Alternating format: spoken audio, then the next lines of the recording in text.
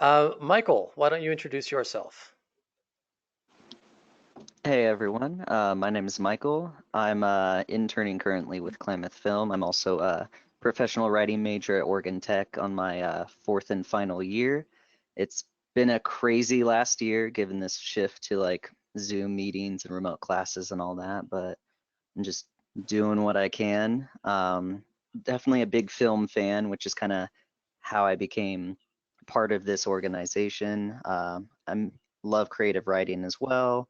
Any kind of narrative creativity, be it board games, short stories, twine games, anything like that. So I love writing, photography, film.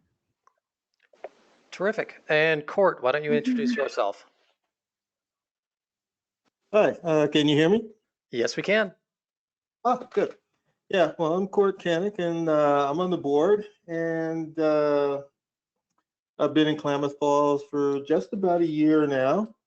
I'm originally from LA. I used to make science films down in LA, and as of this week, I just got my nonprofit uh, founded. So I Congratulations. have I've got a research lab in artificial intelligence that I founded here, and I'm doing that, and trying to help out how I can in the film area. Thank you, Court. We always have a very eclectic group here. It's a blend of professional filmmakers, actors, down to people who just want to know how to make their Instagram look better. And people who are just fans of movies in general. So it's always interesting to hear people's backgrounds. Lori, why don't you introduce yourself? Yeah, I'm Lori. I'm been a member for a few years, was on the Klamath Film board. I like doing art and creative stuff and promoting that among other people. And I actually made a very short film called Today Was Puzzling that was in the Oregon Film Inspiration Contest. I did not win, but it was a lot of fun making it, and over 100 people at least viewed it. So success, my book. I did view and vote for your film, Lori. I picked it up right away. So, Thanks, Kurt. yep. Mary Jane, why don't you introduce yourself? Hi. Well, my husband and I have lived here for 10 years and we love it. Beautiful area. I have a background in education and in raising boys. We have 5 sons, and most of them live here in Oregon, and for that I'm grateful. And I have a background in special ed, and I, at the present, well, no longer right now since schools are closed, but I volunteer my time in special need classroom with a lot of very special children. And I don't know, I love photography. I have quite a few pictures on my camera, on my cell. I am an artist. I do mainly portraits in charcoal, and I just like film as well, and I'm just here to soak stuff up. Thank you. Thank you, Mary Jane. And Gary, let's check in from the Ashland Medford side. Sure. So yeah, I'm over on the other side of the hill. Thanks for allowing us to join you guys over there. I moved out to Southern Oregon from 17 years ago. Moved up here 17 years ago from Los Angeles. Most of my background is in commercials. That's what I did primarily when I moved up here and found myself getting involved in the local film scene. I started working on more independent narrative features. So I've produced or been involved with 7 independent features here in Southern Oregon, starting from Conversations with God in 2005, all the way through to Phoenix, Oregon, which is in release right now. And then a few years ago, I fell in with a group of commercial filmmakers directors who also do documentaries. So the last few years, I've been working on a lot of that. I've actually got 2 Netflix originals that are still on Netflix at the moment. One is the 8-part series Flint Town, which is a docu-series about the Flint Police Department. And then Fire in Paradise is on Netflix currently, and that was also shortlisted for an Oscar earlier this year. At the moment, I'm also involved in a doc project that I'm able to do work on from home, which is great because it's being shot mostly in the Bay Area and New York. So we'll see where that leads. Other than that, just trying to wrap my head around what the production scene is going to look like once we're allowed back on set, and do it safely, but do it effectively. Fantastic. Thank you, Gary. I'm hearing a lot of laughing from Kathy. So, Kathy, why don't you go ahead and introduce yourself? Hi, I'm Catherine. This week, I will be in Oregon for 1 whole year after trying for 25 years. So I am congratulating myself for having made it. Thank you all for this group to share experiences and to find out what Oregon is about. Now that it took me this long to get here, besides being the most beautiful place in the universe, in my opinion, There you go. it took me a long time to find it. And I told my neighbor, I said, how I known this is the ideal place that I had searched 60 years, I would have been here sooner. So thank you, everybody. I missed game night at the library, Kurt. I miss seeing everybody. I miss the interaction, but I'm in one of those high-risk groups. So even if my friends want to see me, it's like, no, you can't. Just stay away. And it's really good. So thank you. Well, thank you for joining us, Kathy. Joseph, why don't you introduce yourself? Hey there, I'm just lurking today. I'm Photo Joseph. I'm a content creator in Ashland, Oregon, alongside with Gary, a good friend of his down here, and just heard about this in the OMPA event last night and thought I'd tune in and see how it went. Terrific. Good to talk to you again. And Lisa Gabriel. Hi, guys. So I'm Lisa Gabriel. I'm actually from Klamath, remarkably, and my family's still here. And so when I'm not traveling, I tend to stop in and see them. And that's where I landed when they shut down all the travel. So I'm still here for a while. But I have a production company called Real Deal Productions with a partner, John Aiden, who's a martial arts fight choreographer and action designer and director. We just launched a couple of years ago. We did a project over in Bangkok together, a Steven Seagal movie. A couple of them. Very exciting stuff. And I'm also the vice president of post-production worldwide for Bauer Martinez, Sheridan Media, and 365 Flicks, which just became MSR Media. And we've done a series of about 10 movies over in York, England the last couple of years. And I was down in Louisiana before that on a Casper Van Dien new sci-fi series project. So I'm writing and producing and do all that fun stuff on the Real Deal side and doing basically overseeing a lot of business and legal affairs, post-production and worldwide delivery for the other companies that I consult for. So I spent about 20 years in LA, and now I mostly travel when we're not in lockdown. Well, welcome and thank you for joining us. So the other person on our call is our featured guest, who we will get to in just a little bit. But I did want to give a little update just as far as the state of the industry goes. I know a few people in our group tonight have been on a lot of the same conference calls that I have, so I won't delve into it too much. Obviously, right now, everything's kind of on hold and pending, and it's really difficult to try to do any sort of production there. The news keeps changing on just about a daily basis, but what we have heard is that for the production rules that are being established, it's really prohibitive. Tim Williams from Oregon Film was talking about how for productions you may need as many as 500 masks for the crew for a single day's production work in order for things to get back to any kind of normal.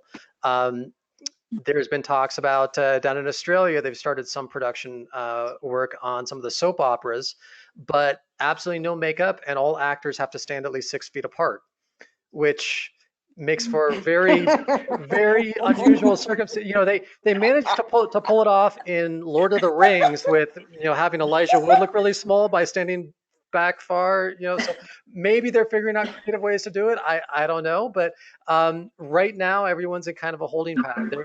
There are creative things happening though. There's been a lot of online film festivals that have been created. Lori earlier mentioned Inspiration Oregon. That was an online campaign. There was also the Social Distance, which just recently closed, that Film Southern Oregon has put together. South by Southwest has put a lot of their films on Amazon Prime that were going to be shown at that film festival.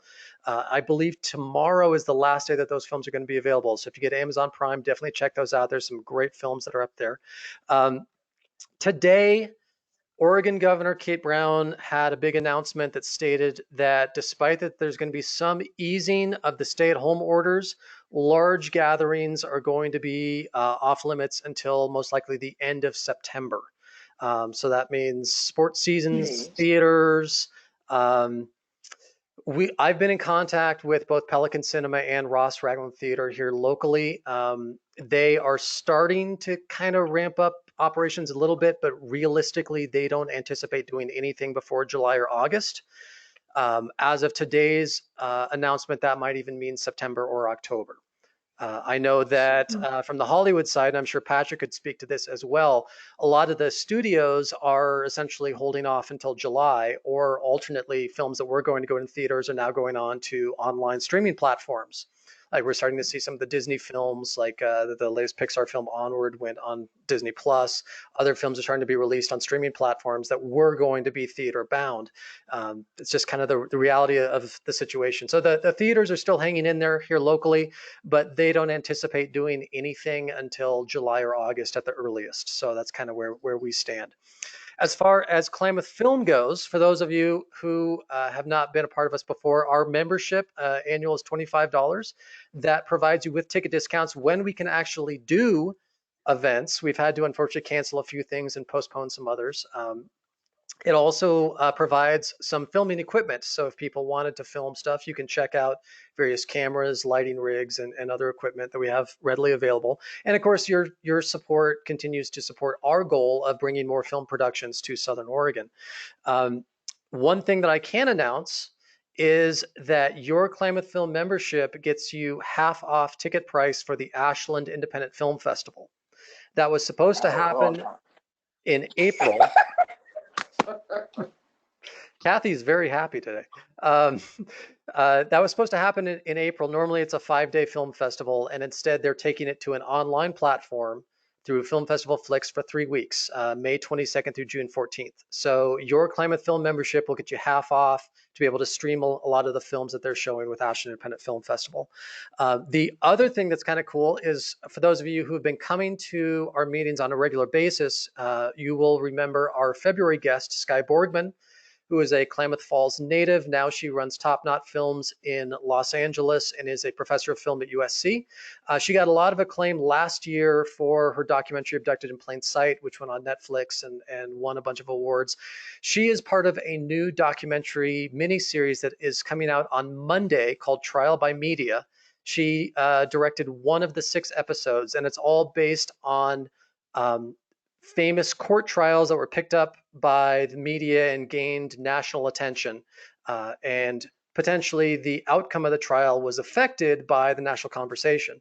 So it's all based on various criminal cases. Her episode is about Andrew Getz, who shot several people on a subway train in 1984 in New York, and it turned into a whole national conversation about gun rights and self-defense and racial injustice and all that. So on Monday is when that premieres. It's produced by George Clooney and Jeffrey Toobin. So I would highly recommend checking that out. That's one of our own locals doing something on Netflix. Before we delve into our featured guest, does anyone have any sort of announcements or anything that they'd like to share that they've been working on?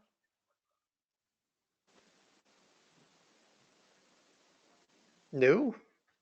Okay.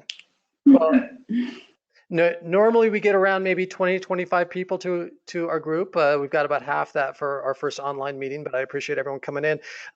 So our guest tonight, all this year, we've been bringing in different people affiliated with the film industry to talk about different aspects of the industry in a very open forum, ask me anything style approach. Patrick, I have known for about, well, I'd say 12 or 13 years. He and I actually worked together for a time at a video game company in Los Angeles. That's how we got to know each other. I think around that time, you had just finished the movie Transylvania, if I remember correctly, or you were just about getting started on that sometime around then. Yeah, I think I'd just come back from Transylvania, and I was in movie jail, perhaps. That was like around 2008, and the whole market crash, which like I was at that time only really working in independent films. They were like financed by like dentists and stuff. So all that financing sort of like went up in smoke, and I had to go back to video games and then kind of break into the business a second time after my unsuccessful initial career making all those terrible National Lampoon movies. Yeah. So my side was I was actually working in the music industry, and the same thing happened when the recession hit. Everyone lost their jobs, and we all had to find day gigs. And somehow Patrick and I slipped into getting paid to play video games all day. There are worse jobs in the world. But Patrick has done quite a bit of work. So I put together a little demo reel to introduce Patrick. I know some of you may have seen this. I'm going to post the link on YouTube into the chat room. But let me see if I can share my screen so we can check out some of Patrick's work. Can everyone see my screen right now? Yes. Okay. Yep. Yep. Yes.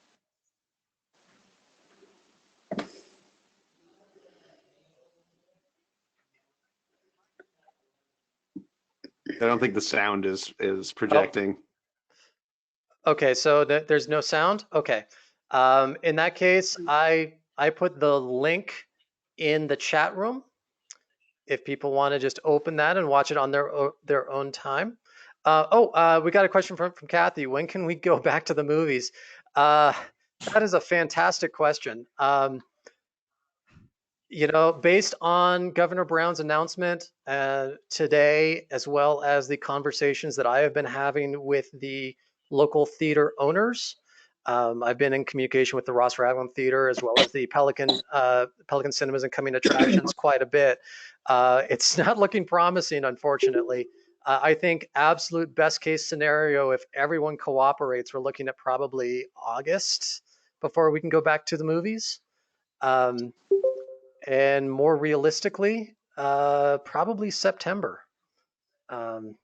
It's unfortunate, but that's kind of the circumstances that we have. Let me get out of sharing my screen here.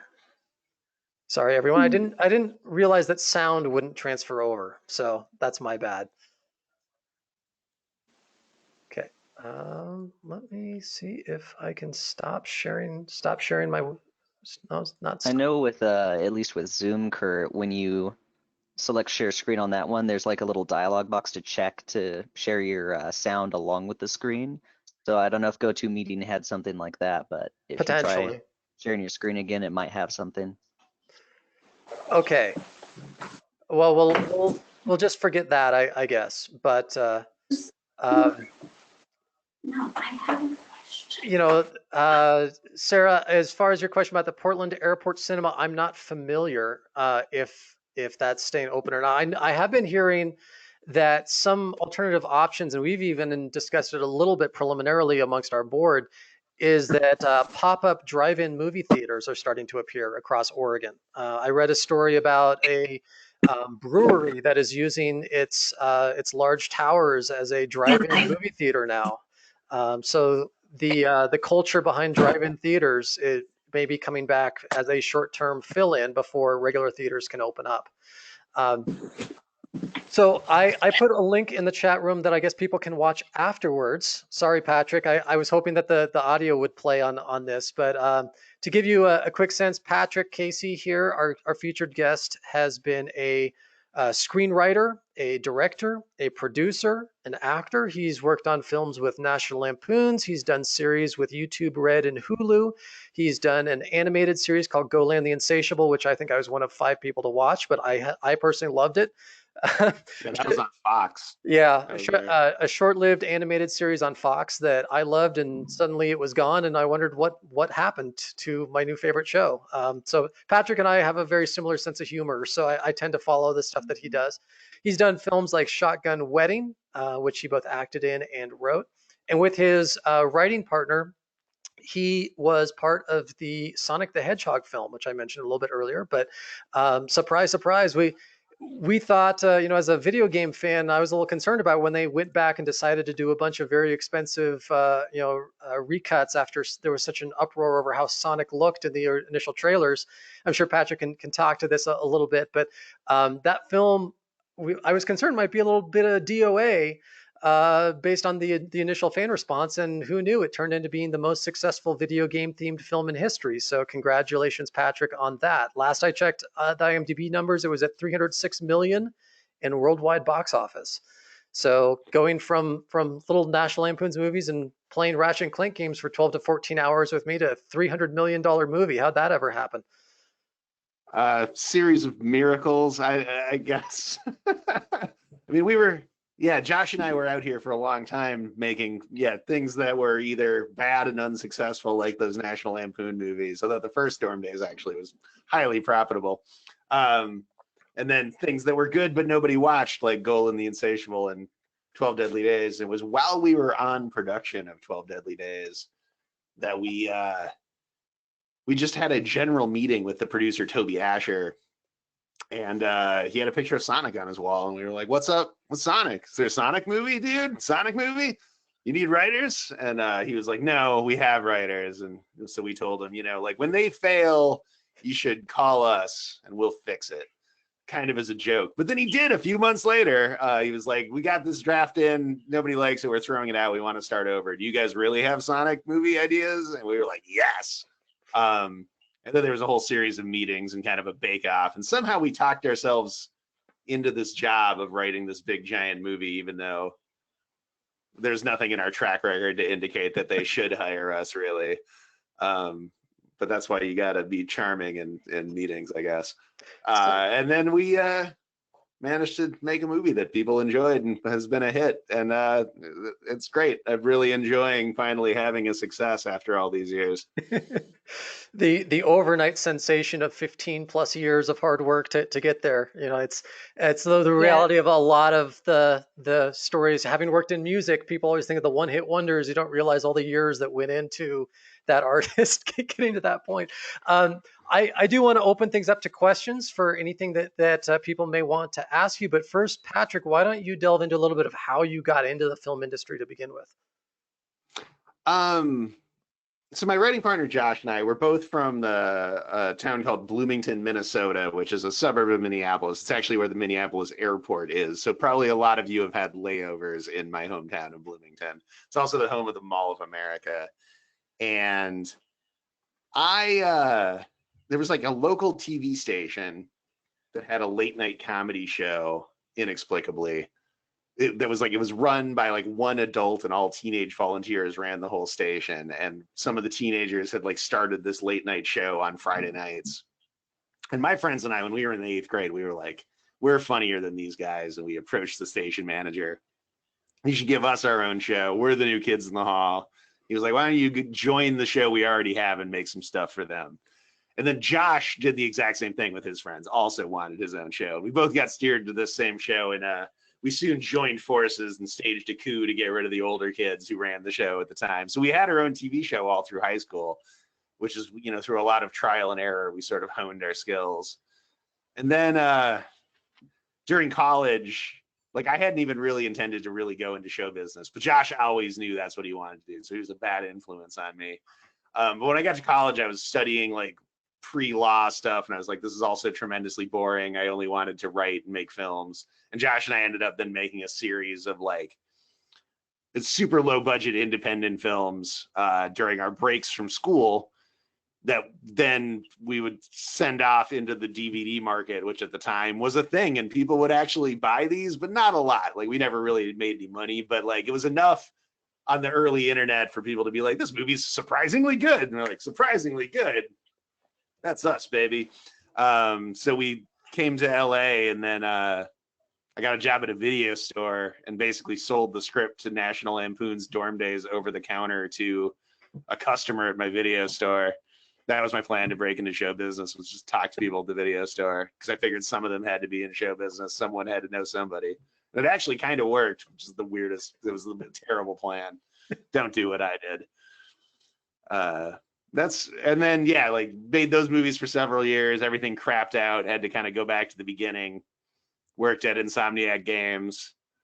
I'm not even sure how we got out of that hole, really.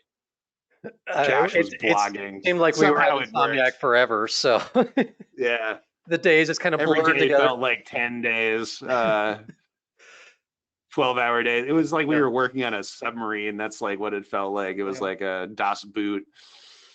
Yeah, I know that when we say, hey, we got to play video games all day and get paid for it, that sounds fun initially for the uninitiated, for the people who haven't done that before. It is. I mean, it is fun initially. It's a blast for a week. It is not as fun as it sounds. The hours are pretty ridiculous. You're lucky if I got quite adept at taking 15-minute power naps in a storage closet. So it was not uncommon to clock 100-hour work days. Or 100-hour work weeks, I mean. So Patrick, you've kind of found your most claim to fame as a screenwriter, but you've also done a lot of acting and some directing and a lot of producing. So how did you delve into those areas? Because you've worked with a lot of different arenas. You've done online series, you've done animated series, you've done feature films.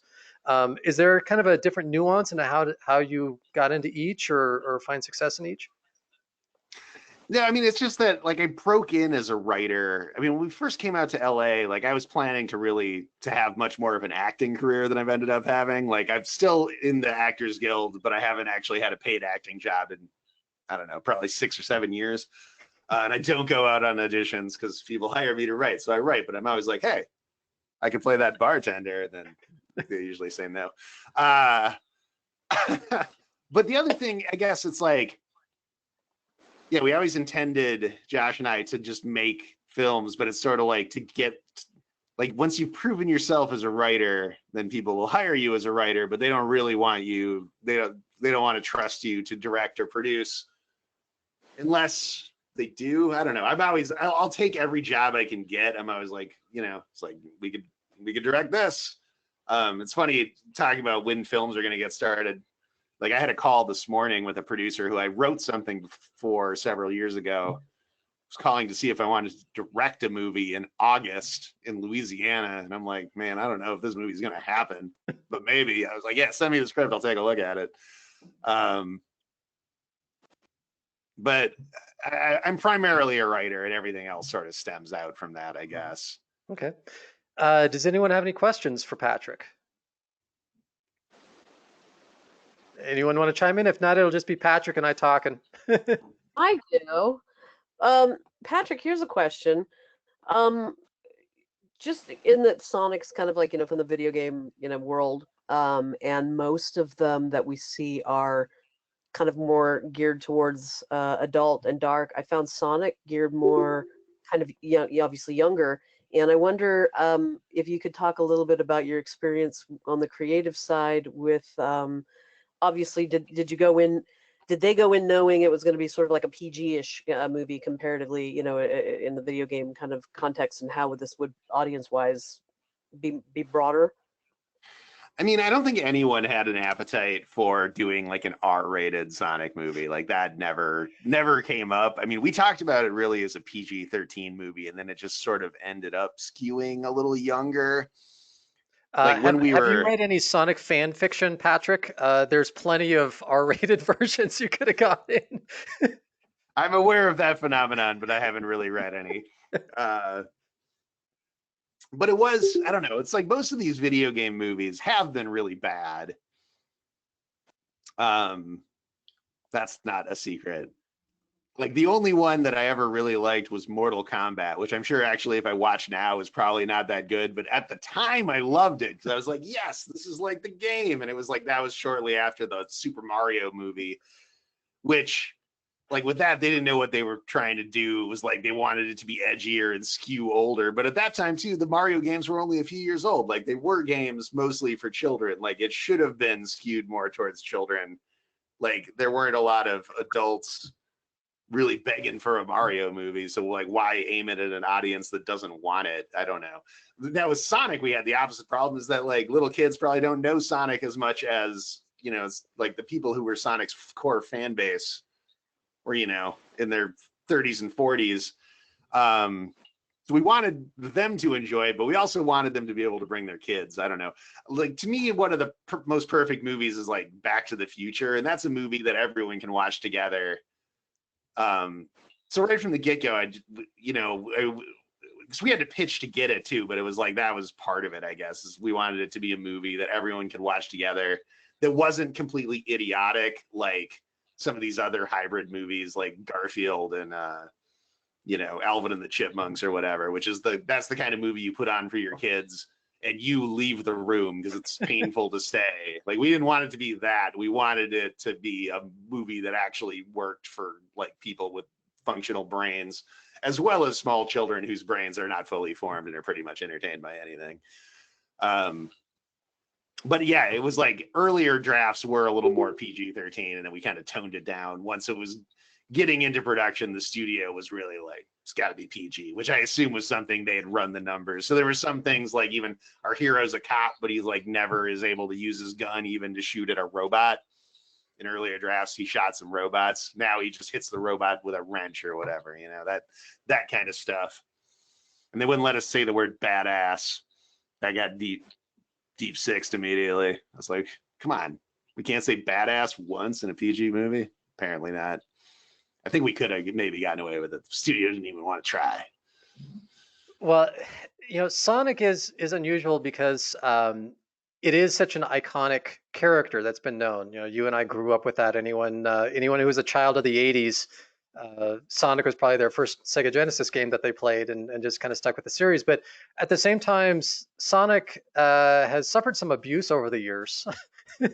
in some very poorly done games and some poorly done cartoon series and whatnot. So in the course of writing this and knowing that, you know, Paramount Pictures is a major studio, they're going to be putting a lot of money behind this thing. Did you feel any sort of pressure, or was it like, well, they couldn't screw up Sonic any more than they've already screwed it up? So I felt tremendous pressure, but I wasn't really worried about the character of Sonic. Because I mean, Sonic, I knew like a lot of the stuff had not been good, or the fans hated it at least. Like, you know, I went and looked at fan forums, and it seemed like the one thing they all could agree on is that everything about Sonic is terrible, but they're huge fans at the same time, which was like a weird dynamic to observe. But I was worried just because this was like the biggest job we'd ever gotten. I was like, this is like our one chance. We have to deliver. And it's funny too, because it's like I really jumped at the chance to do this, but like an old friend of mine who also used to work at Insomniac, Ben Kaplan. Do you remember him, Kurt? I remember Ben. But like, you know, I met him at a bar. He was in town and told him like, oh, we're up for the Sonic job. I really hope we get it. And he was like, Sonic? Why? But I was like, of all the video games, it's not like trying to make Tetris into a movie or something. It's like, this has like a character. He's a super powered hero. It's not like that's like, how do you make a movie about a super powered hero fighting a villain? It's like, that's so many movies. There's no reason why this shouldn't work, really. All you got to do is just make it work. It's not reinventing the wheel. It's a thing that can be a movie. But it was, we were given a very short period of time to work on it because like they'd had other teams on it before, and Sega was extremely anxious to get this made. So it was like we got this absurd short deadline over Christmas, to the point where then when we turned it in, the Sony exec, Anj Giannetti, when she read it, she called us and was like, I thought the amount of time you guys had, there was no way this draft was going to be anything but garbage, but it's great. And we were like, if you thought we didn't have enough time to make anything but garbage, why was that the deadline? But that's just how it works. And, you know, and we were given very little instruction from Sega or Sony. I don't know why.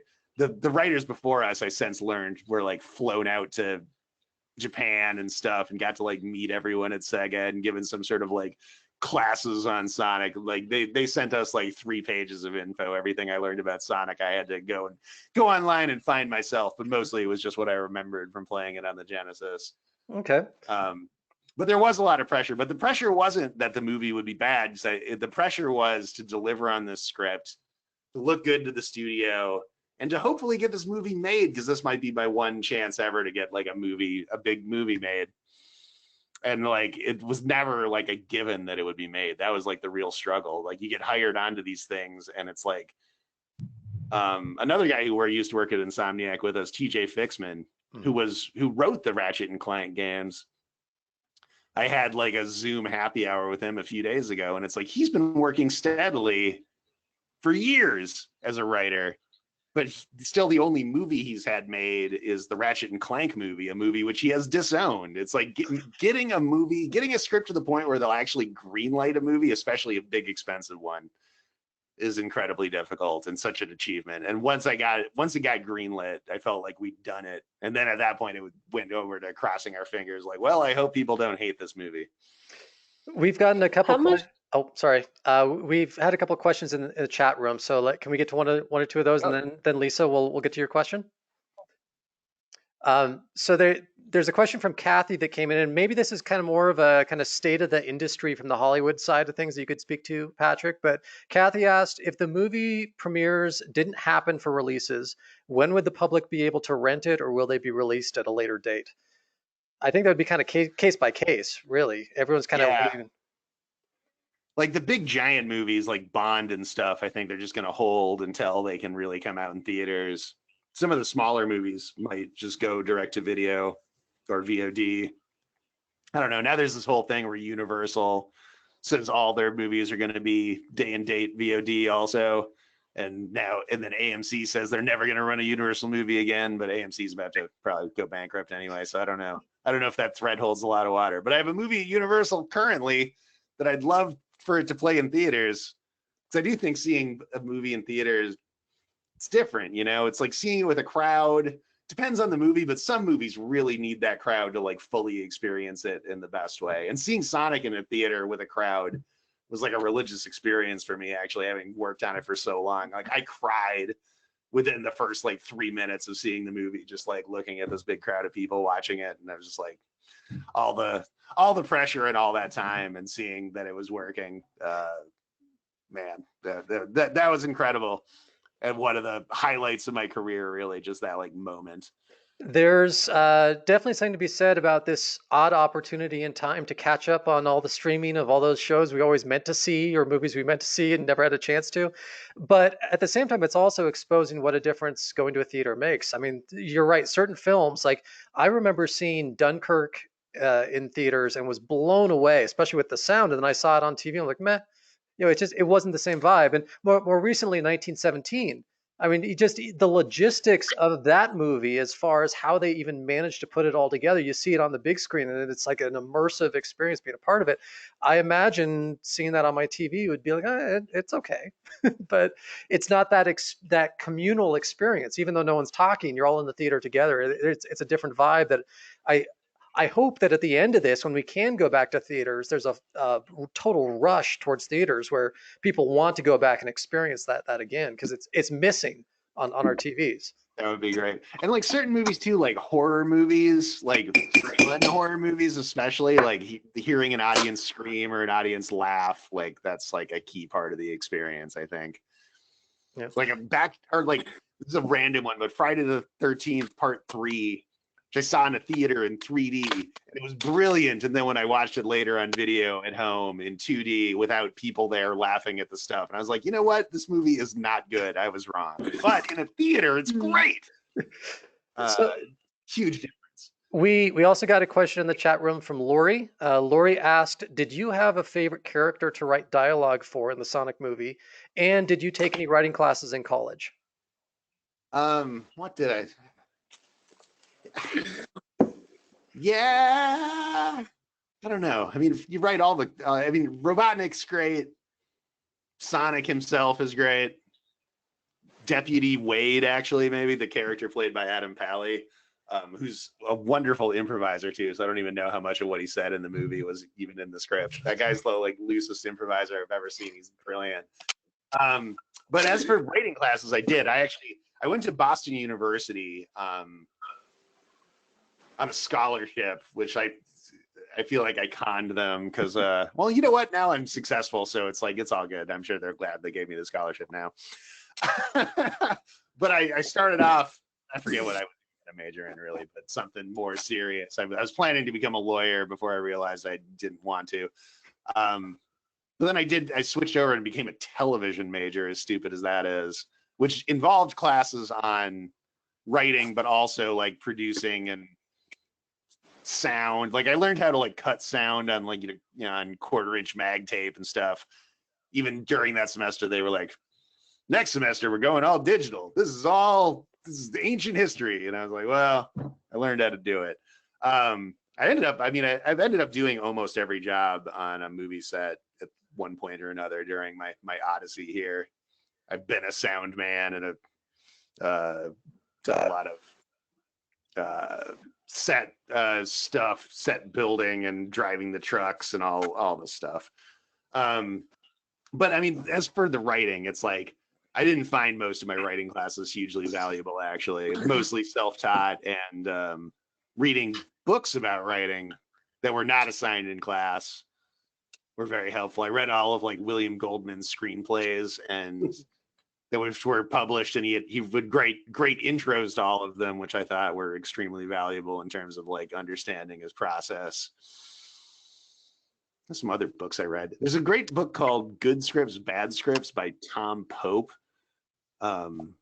who was a writer and also was a professor at the University of Minnesota, where it's like he really breaks down like some existing movies, like good ones, but then also ones that went horribly wrong, about like why this didn't work, which is actually like even more valuable. Because I think a lot of the time, like books and stuff, they really only focus on like really great movies, but it's like most of the time, like I've done rewrite jobs, and it's like I only get called in for a rewrite. Maybe now it'll be different now that we have a hit movie, but up until this point, we only get called in for a rewrite if a script is extremely bad, where it's like, this is a huge disaster, let's hire these two randos to fix it. Because if it's almost good, they'll hire, David Goyer to fix it, not us. But if it totally sucks, David Goyer won't take a look at it, but I'll do anything for money. So it's like diagnosing why something isn't working is an important skill, I think.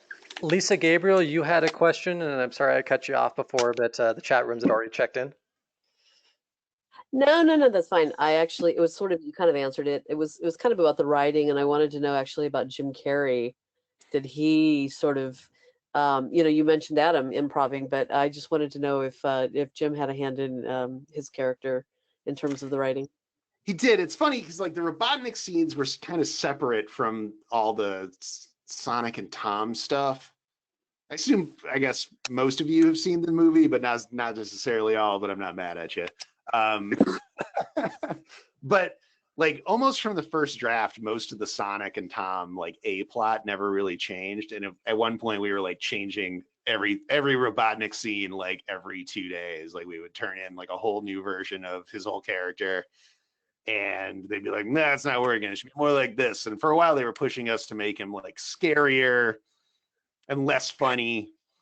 And I'm like, I don't think making him less funny is going to make him scarier. That's not like, those two things aren't opposites, actually. I was like, his name is Dr. Robotnik. A non-funny version of this is never going to really work. But when Jim Carrey came on, which was after we'd moved from Sony, Sony put us in turnaround, but this was all some sort of political stuff high above my head. Some kind of Neil Moritz Sony feud, potentially. There's also something weird between Sony and Sega, I think.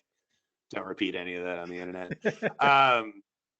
We moved from Sony to Paramount, and then we're like looking for our stars. And we had Ben Schwartz from very early, although the studio at various points were like, he should be played by someone bigger. We were like, but Ben's perfect for it. Please let us just keep him. And then he's got the perfect voice for it. So he's great. He's super funny, really nice guy. The question was like, is Tom going to be a big A-list star, or is Robotnik going to be a big A-list star? And then once we got Jim Carrey, we were able to cast Marsden, who'd wanted to do it for months and was like really on board for it. But it was like the studio was always kind of like, oh, but what if we can get, whatever, Chris Pratt.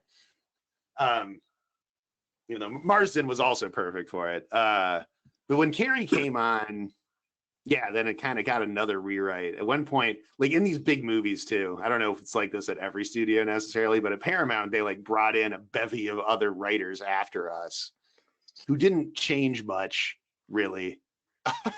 And then brought us back again once these other writers had done passes. And I think maybe one of them was sort of like Jim's guy. But we came back and not a lot had really changed, but like all of his scenes, like he basically just all had new lines, but all the exact same stuff happened. But then we did another rewrite after that. And as we were shooting also, then like Jim would have ideas always for like the next day's scene, and we would get a call of just like, Jim wants to do this or that. And we would like write him a bunch of new lines to kind of give him options to improv with the next day. So he was improving, but improving with like some prepared material to choose from. Like we were rolling out a box of toys for him. I was on set for 1 week while Jim was there too, which was interesting to see him work because it was sort of like just wind him up and let him go. But he just like does it over and over again while the camera runs, and he'll come out, screw up a line, and then just like back up and start doing it again. And like he really wants to get like one take all the way through where he really nails every single thing. And sometimes he'll be like, I screwed that up. And I was like, that seemed great to me. There was no visible screw up whatsoever. But in his mind, that wasn't what he wanted. He's very perfectionist to the point where I was almost just like, Jim, relax. It's just a movie. Don't worry, man. Because he's working so hard and like really stressing himself out over it too. Is that kind of weird though? Because Patrick, I think I'm a couple years older than you, but we're basically kind of same generation. That I grew up adoring In Living Color. Like that was my favorite show when that was on TV. And Jim Carrey, even though not a lot of people knew him, I thought he was the funniest guy on TV. And then Ace Ventura came out, and I've been a massive fan of his for years and years and years. And he kind of went off into this dark area for years. And Sonic is kind of his first return to that super zany, crazy guy that we first got introduced to. Is it weird having grown up with that and loving that to now see that icon? And I know like the whole Hollywood thing is you're not supposed to show, that like, but like there were so many. Funny. There were so many musicians I worked with over the years that like on the outside I'm cool, but inside I'm like, I'm actually like talking to so-and-so. This is incredible. Did you have that going on with Jim Carrey? Like I wrote this that's now coming out of that guy's mouth. It's very strange, and like I was very starstruck, but it was I talked about this with some of the other like the cast. Adam Pally and James Marsden both had kind of the same thing of just like, this is so weird to be like in a scene with Jim Carrey and just trying to act cool around him and not just like quote his movies back to him. Because we're all about around the same age too. It's like we all grew up on Jim, man. But it's great that he came back, and it's like he seems to be, I mean, I think he did go to a dark place and got depressed and whatever was going on. But now he's like, seems to be on a much happier vibe. He like moved out of, he'd been living in the, like one of the canyons in some like very dark, closed in space. And now he's moved to like a penthouse in Beverly Hills where he gets lots of sun, and, he's painting. I saw his, like, he had us over to his place, talk about the character and stuff. It was great. He's like the world's nicest guy. Very intense on set, but away from the set, he's so friendly and so funny. That's my Jim Carrey experience. Since you're still based in Hollywood, we get a sense of the industry from the Southern Oregon perspective as far as productions that were scheduled to happen out here or that have been put on hold and what we're trying to plan. Can you give us kind of a state of the union as far as Hollywood goes? I mean, it seems like development is still going full blast. If anything, it's even maybe more so because of the fact that the execs who normally would be distracted by production, there's no production going on, so they have nothing to do but read scripts and take meetings and do development. We are working on two things, and one thing, we went out the week Sonic came out, which was it was Valentine's Day, so we were out like that week, the second, third week in February, pitching this other movie to Universal that then they bought, and we're like, really up our butts to finish immediately too. So we actually just turned it in yesterday. About 15 minutes before I got on this, I got a call back from the producers saying that they'd read it, and loved it. And now there's even talk of somehow producing this in order to come out for this Christmas, which I think there's no possible way they could possibly do it. But that was brought up. I think probably shooting for next, it's a Christmas movie. Shooting for next Christmas is probably more reasonable. But like, I don't know when production is really going to come back. Like I said, I also had that call earlier of someone who's trying to do this indie horror movie in Louisiana in August. I don't know. I don't know if it's really going to happen or not. Like how delusional everyone is about our ability to return to production.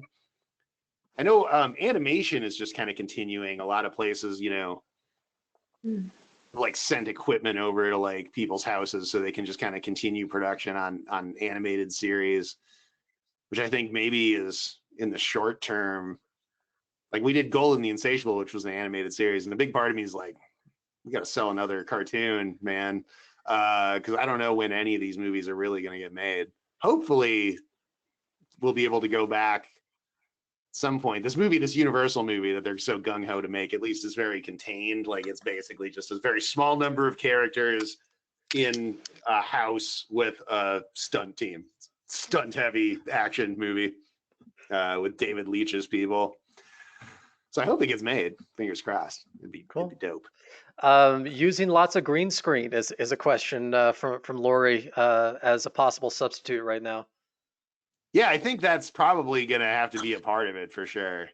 Did anybody see the article about what Jon Favreau did with The Mandalorian, and they're using it again for the next season, and a way to kind of bring exotic locales, and honestly, it doesn't even have to be exotic locales, right? It could be anything, and that immersive wraparound sort of a rear screen projection kind of technique that they've modernized. Yeah, I've heard a lot about this. So like some of the Sonic team went down to the set of The Mandalorian to check that out. I was not on that field trip, but they did tell me about it. Yeah, it's like the big giant screens all around the set.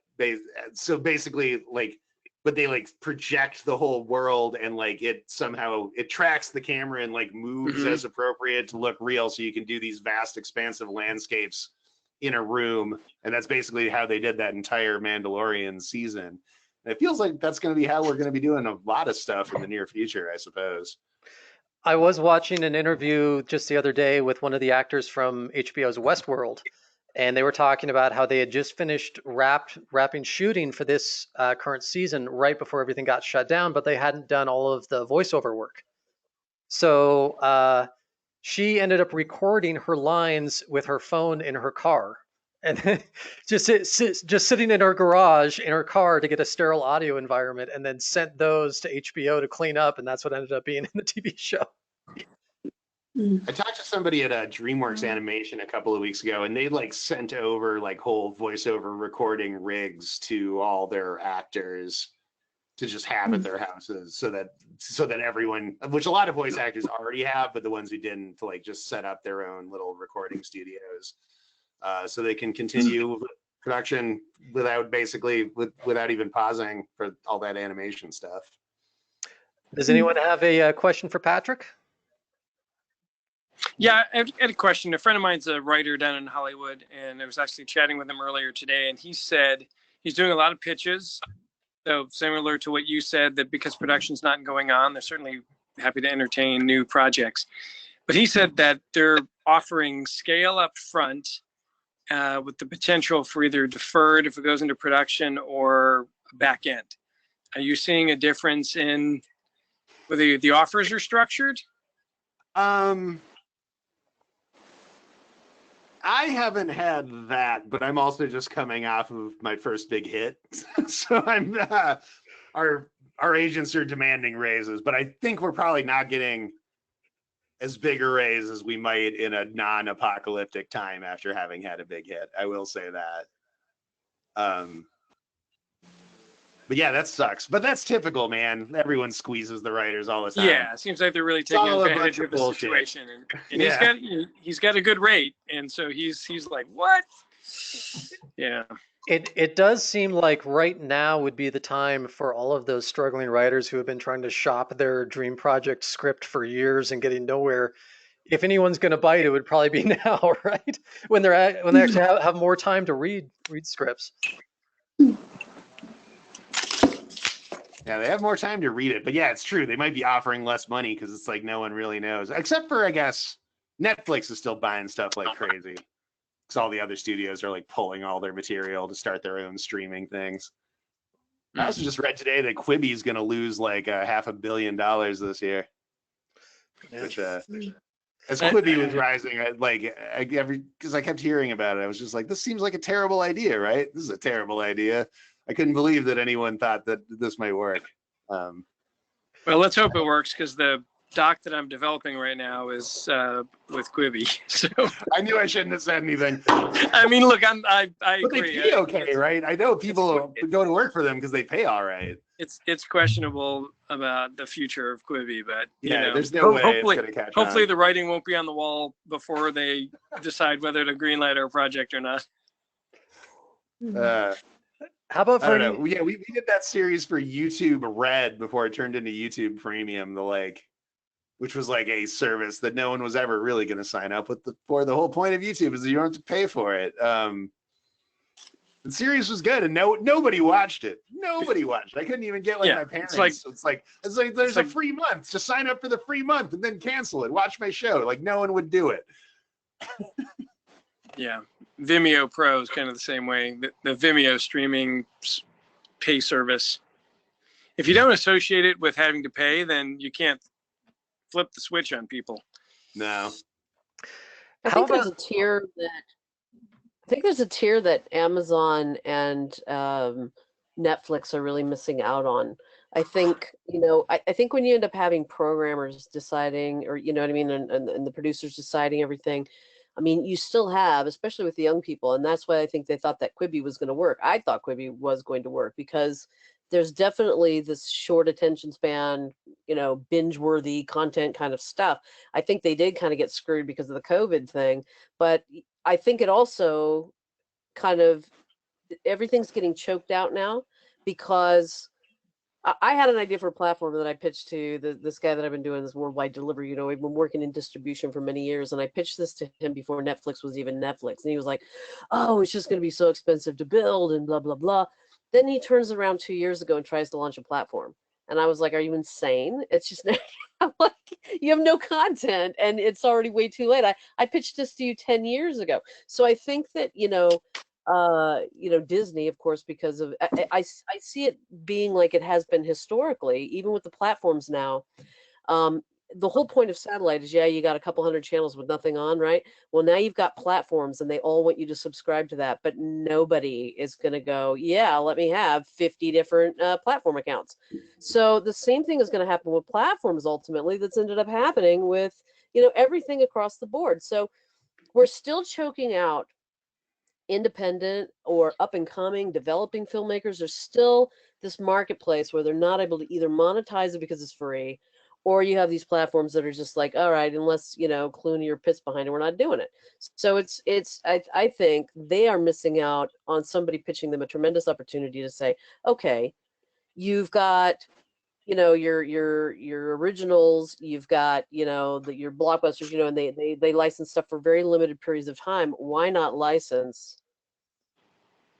that middle ground and just leave it for limited windows? And it's not your, you're not having to go and just put it up on either Amazon or iTunes or something like that, or try to get people just to buy it, but they actually promote it for a limited period of time. I just think there's a window there, there's a sweet spot there. I mean, if you're going to encourage, I think, independent filmmakers especially, and that step between free and the giant industry that we're in, I think that all of them are missing kind of an opportunity there. Treat it like it's more like a theatrical window, but doing it online. Well, I've said that. I mean, when I came up with that platform years ago, I also think that some of these platforms are becoming extremely unuser friendly. There's so much content, and you spend more of your time, and I hear people complain about this all the time. You're constantly searching for something to watch amid all of that, and it's sort of like, we've weeded through all the stuff that that's why you would go to us instead of a Vimeo or a YouTube, because there's so much content, everything. So, of course, if it's on you know, Netflix or Amazon or Hulu or something like this, it's got to be great. But it's organized terribly so that you're still, and a lot of the content is duplicated again and again and again. I actually had mine organized like by country. So now we have, it's wonderful because we have media from all over the world now.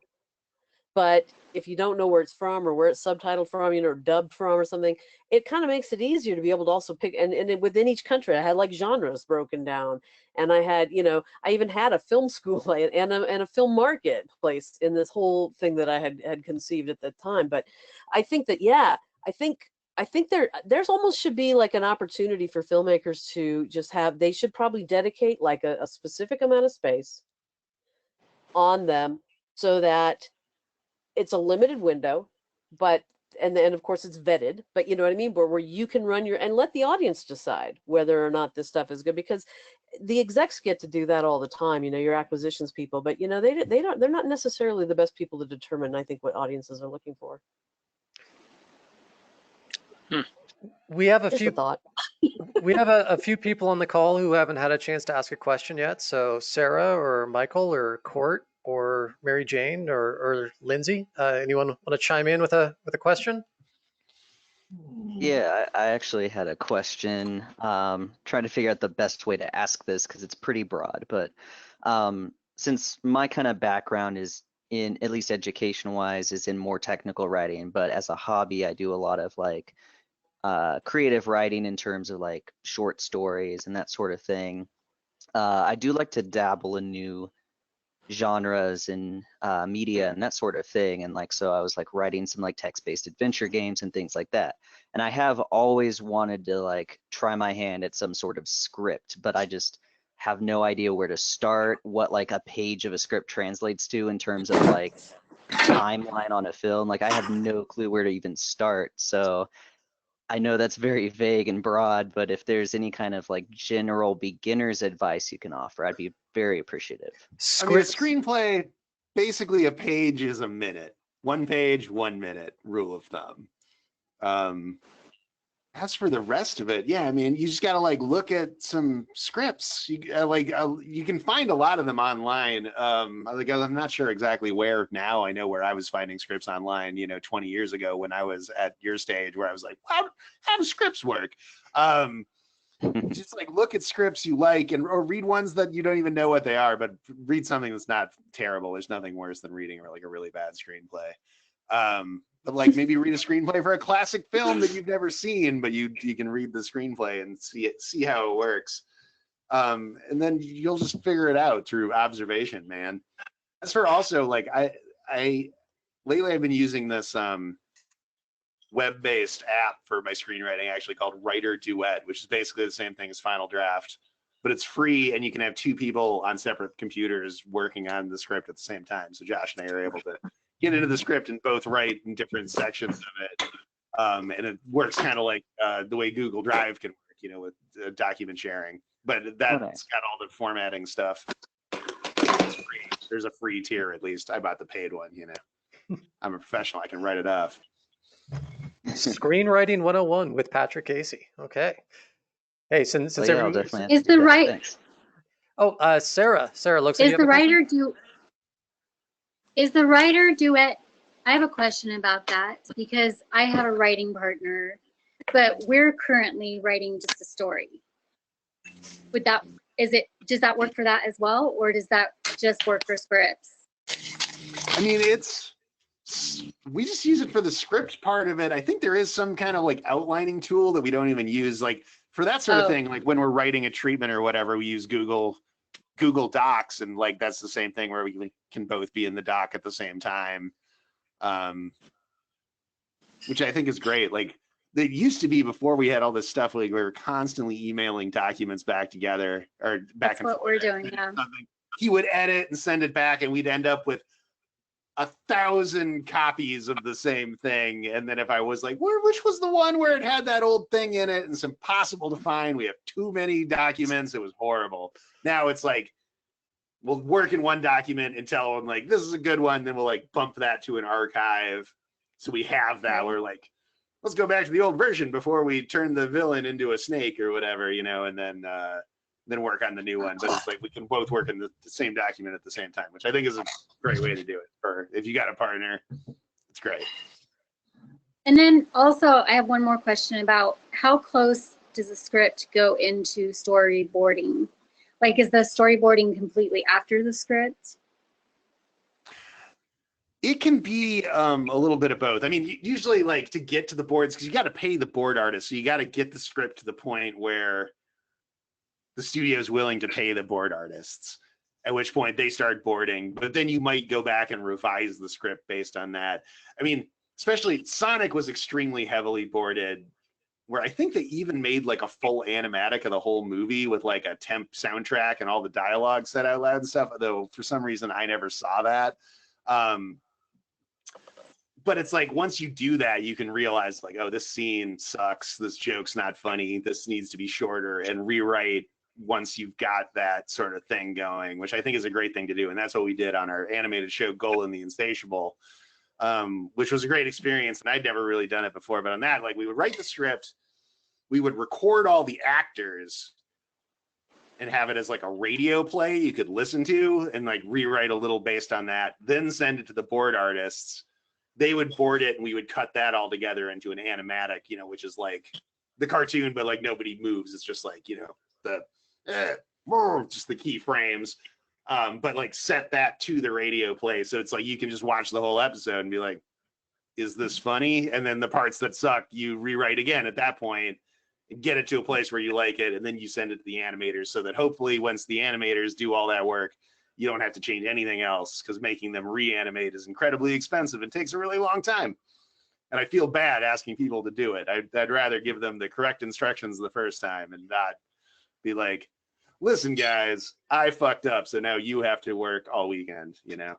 I'm sensitive to that because it's been done to me so many times. We haven't heard yet from Court, Lindsay, or Mary Jane. Do any of you three have a question for Patrick? Yeah, this is Court. I got Patrick. Can you tell us a little bit about the experience of getting your first agent? Yeah. So this one, man, like, so I sold that National Lampoon screenplay. I was 23, and I think I wrote some letters to different agents and stuff and never heard back from anyone. I like invited people to the premiere. If anyone showed up to the premiere, they probably ran screaming out of the theater because the movie was very bad. And me seeing it for the first time with a crowd, I mean, I don't know if I'd even seen it at all. That might have been the first time I really saw the cut. But watching it, I was like, oh, this movie is very bad. Like, I was under no illusion about it being good at the time. But I ended up not getting, like, Josh and I managed to find more work for years just based on the small number of industry people we'd met on that movie in other indie movies, and getting paid mostly garbage to write more garbage movies for bad directors that were never going to be good. So we didn't actually get an agent until after my years at Insomniac. We managed to get this job writing that movie Shotgun Wedding, which was like a very low budget movie for Fox Digital, where I think we got paid an absolutely embarrassing amount considering we had a bunch of credits already. I think we got like $6,000 to split or something to write this movie, which was also played into how we wrote it. We were like, all right, we're getting paid so little. We got to write this movie in 5 days. Whatever we have at the end of Friday, that's it. That's the movie. But it turned out all right because we did a good job. We're good writers. But we made that movie, and again, we invited some managers to that one, and it was actually my girlfriend's friend who was an accountant at the Gotham Group, which was a management group. She talked one of these guys into going to see this movie, Matt Schickman, and he loved it and was like, and so he called us the next day or something. It was like, I want to sign you guys. I think this is great. And we were like, yes, this is the first time anyone's ever wanted to sign us for anything. We'll do it. And then he and the rest of the team at Gotham, like, then set a bunch of meetings. Like, this was around the same time we already had Golan kind of going. Or maybe we'd even, Yeah, which was also a miracle that we got into somehow pitch Fox without even an agent. Looking back, I don't know how any of this happened really. But we had this thing with Fox that was hopefully going to become a show. So it was like that made us more attractive. Gotham set up meetings with all the different agencies. Like we went and talked to WME and to CAA and Gersh, and the APA agents were the only ones who seemed really excited about us, actually. Like they were like, the only Insatiable is genius. You guys are great. We're going to get you in big movies and stuff. We were like, I like the enthusiasm of these guys. So we signed with them, and that's where we've remained ever since. It's like CAA. I'm trying to remember if they all even offered to sign us. I think maybe WME also wanted to sign us, but it didn't seem like they wanted to that bad. So we were like, we'll go with the guys who are really, really into this. So there's also the danger of like a really big agency, they're just going to kind of forget you exist. And as it turns out, now that we all had to fire our agents, APA signed the thing. So we're back with APA, and everyone who's at WME does not have agents right now. We made the right decision. Patrick, So I was only in Hollywood for like 12 years and had like 6 movies made before I got an agent. That's the short version of that. All you have to do is be a working professional already. I don't know how regular people get agents. I don't understand it. We got a question through the chat room from Lindsay. Lindsay asked, and you may not be able to talk about this, though you did say that you'd been in conversations with Universal. She wanted to know if there's any upcoming projects.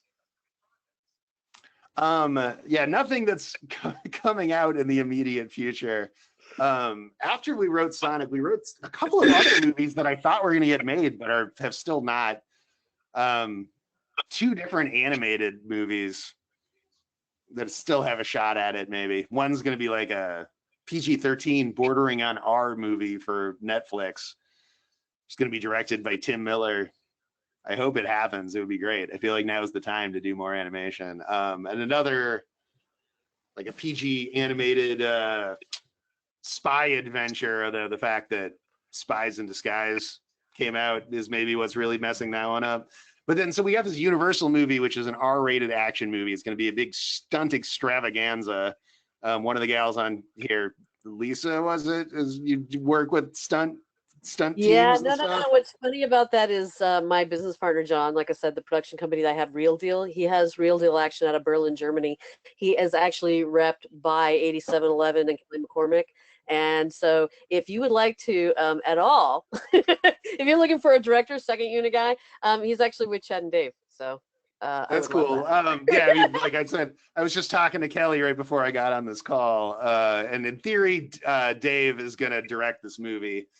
And it's going to be rated R, which I think we really wanted to do something that wasn't just a family movie. Now that we had a big family hit, to show that we don't only have to do family movies forever. And that's we also, if our R-rated movie bombs, we can be like, do a triumphant return to family movies. Yeah, no, that's awesome. Yeah, no, John is Keanu's stunt double right now in The Matrix 4 and John Wick 4. So he's working with Chad and Dave all the time. So that's great. Yeah, cool. Very, very cool. But then we're also working on it's not officially announced yet, but I'll say we're working on a sequel to a popular CG hybrid action PG video game movie franchise, but I can't say which one. Right. Well, I was just going to say, maybe it's a trope of video game themed movies, because the Super Mario Brothers film, as awful as it was, left on a cliffhanger. Sonic the Hedgehog set up very well for a sequel. And then if you make $300 million in box office in a shortened run in theaters, because all the theaters in the world shut down, and you still make $350 million, it's kind of inevitable that a sequel is likely coming. But you can't speak to anything about that, though. Yeah, I don't know anything about any of that, Kurt. I don't really know. Yeah. Can't say. Mary Jane, you're the one person who hasn't spoken up. Do you have a question for Patrick or something that you wanted to say? It's totally fine if you don't. Well, most of what I had in mind has already been covered. I don't really have any questions right now, except for maybe one very simple one-word answer one. And if you don't mind, how old are you? How old do you think I am? Well, 38. I'm 41, but I look great. That's the Ah. important thing. Thank you. Yeah, very very eclectic careers for people who are in Hollywood. You know, it's fascinating. Hollywood, I always felt, and I spent 12 years in Los Angeles before I moved to Southern Oregon. I always felt like it was a very small, almost incestuous industry where everyone knows everyone. And even the waiters and people pumping gas have a script in their back pocket or a demo tape for you to hear. And so, somehow everyone just knows everybody and is somehow interwoven and interlaced. So it's a bizarre place to live. I don't know. Do you get a chance to get outside of the bubble much, Patrick? No, now I don't get out of my house. Except for my backyard, which thank God I have a yard finally. I spent so many years in like an apartment in Hollywood. After we sold Sonic, I moved to the valley, and now I have more space and like a house with several rooms in it. So I don't have to. I can at least walk from room to room and feel like I'm in a slightly different place. But I don't get out of LA nearly as much as I'd like to. I'm finally in a place where I've like, if there was no pandemic, I'd be like, well, I can just fly this here. You know, now I'm not broke finally. But now I also have nothing to spend my money on except for video games, I guess. Yeah. I write them off though too. Were there any, have you had a chance to look at a lot of the reviews and a lot of the comments of what came out of Sonic the Hedgehog? Because it started off with such a weird misstep, and it sounded like it did kind of behind the scenes too, of you and Josh being brought in late to try to fix things. And then when the initial trailers came out, the amount of vitriol and hate that was sent towards the Sonic trailer, we rarely see that kind of internet response from people. And I applaud Paramount for listening to the fans and going back and trying to change things around. But like, how much of that stuff do you take personal? I mean, it didn't feel great. I mean, it's like we weren't brought in to fix things. We were brought in to start over. We never saw the script from before our time, and we came on at the same time as Tim Miller and Jeff Fowler. Jeff, who directed it.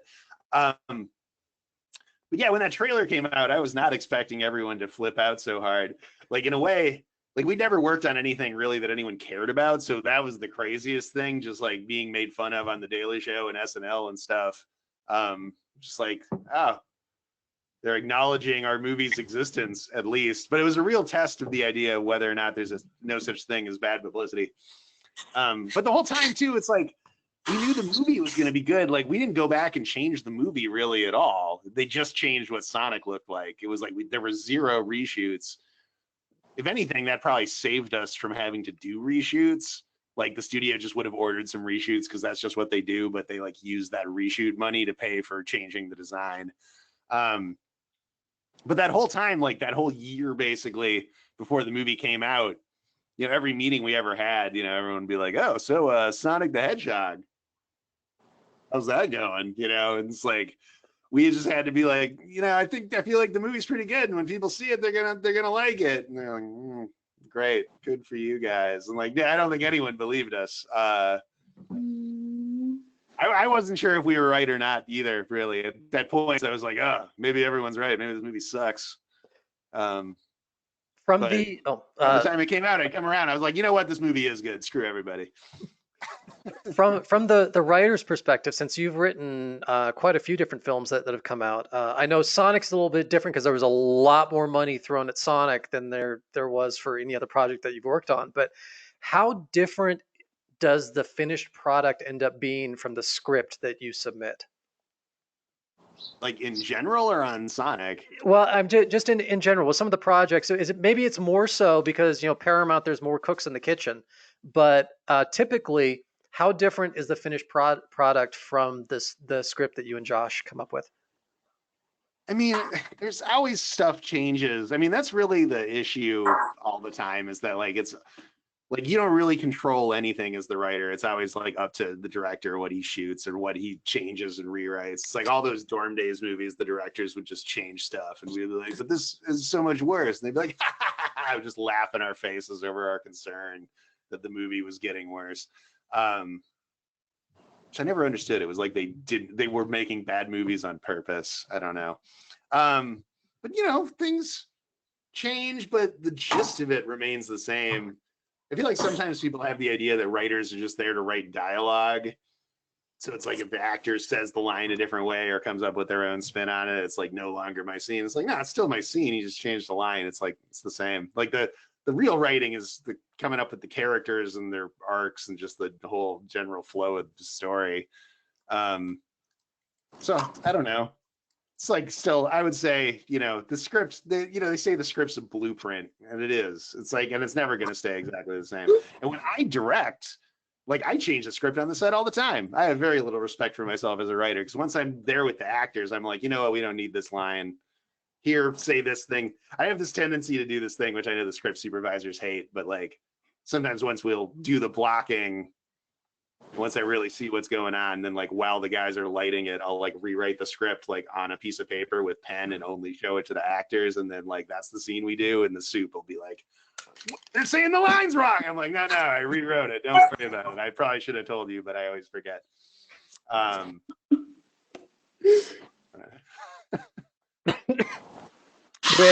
we have any excuse me. I'm coming down with COVID. Sorry. Any other questions from our? No, I'm not really. I'm just coughing. Any other questions from folks on the call here for Patrick or anything that people are curious about? Hey, one last question for me, real quick. Just on your writing process, since you're working with a partner, and I know you discussed using this, I believe it's writer's Duet. Do you? So is your process? I mean, you guys are just sitting apart on your laptops, writing. Do you card stuff on the board? Yeah. It's like they're all tools in the toolbox. Like usually, it was weird writing this new action movie that we were like not able to get together. We were both at our own houses for like we started this movie when quarantine started and just finished it yesterday. So this is our King Lear, and we were not together at all the whole time, which was very strange. But the way we've typically worked is, you know, I'll go over to his house, or he'll come over to my house, and we hang out, talk about the story, brainstorm bits. Then we like to do an outline on a big whiteboard, like with act breaks. I'm a big believer in outlines. And then sometimes we'll do like cards, especially like if we're confused about like we have like we wrote a horror movie a few years ago that didn't end up getting made, but that one was like we came up with like horror set pieces, but we weren't 100% sure of like the order of them, so we would put those in cards and arrange the cards until we had something we felt good about, then turn it into a document with like steps so we understand what it is, and then we'll kind of both go off. And sometimes we sit in the same room, and sometimes like once we have the outline, sometimes it'll just be like we don't get together. It's like I wake up in the morning, I have a cup of coffee, I just start writing. And you know, it's like once you have a good outline to follow, you can just write. And then if you hit a scene you don't quite understand, you skip it. And then the great thing about having a partner is sometimes I'll come back to that scene, I'm like, oh God, I gotta write this scene. I don't know how to do it. I go back and look, it's already there. Like magical elves came and wrote it in the night, like the shoemaker's elves. That's the beauty of having a writing partner. Oh, hello. Not sure where that came from, but everybody duck. I am curious, Patrick. You know, when we were in Hollywood together, you were like the resident film guy, and I was resident music guy because I'd worked at Capitol and Interscope, Universal, and all that.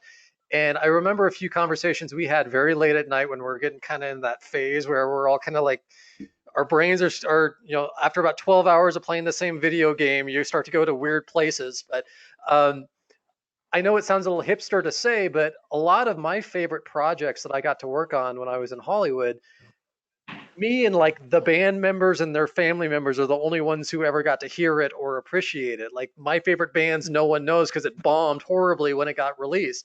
Do you have projects that you've worked on that you thought were incredible and were some of your favorite work? But I mean, obviously one has made a lot of money, but things where you're like, why didn't people like this? Why didn't people appreciate it? Or what was wrong with this? Because I thought it was so good. Yeah, man, I felt like Goal and the Insatiable was really good. I was so proud of that show, especially season 1. Season 2, we had more, we had a bigger budget, so the animation got better, but we had a lot more network interference. But I mean, the funny thing is like some of the best stuff I've written has not been made. Like I wrote this horror movie called Janitors Don't Die, which I feel like would have been like the best movie of all time, and just no one's ever been willing to make it. I wrote a Danger Mouse movie. It could still happen, but I remember the cartoon. Yeah, the cartoon. And it was gonna be like, that was a movie where we got the chance to do it, and Josh was kind of like, I don't know, Danger Mouse, does anyone care? I'm like, man, let's just make it the best spy movie ever made. It just happens to be about a mouse. He's like, yeah, okay.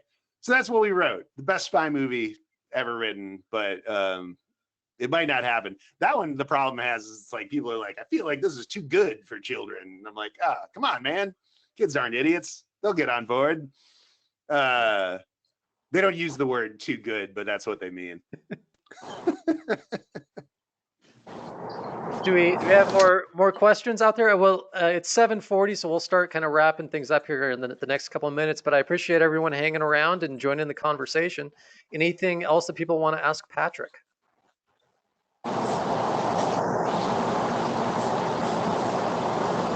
Gary, we get a lot of background noise from you, Gary, but no question.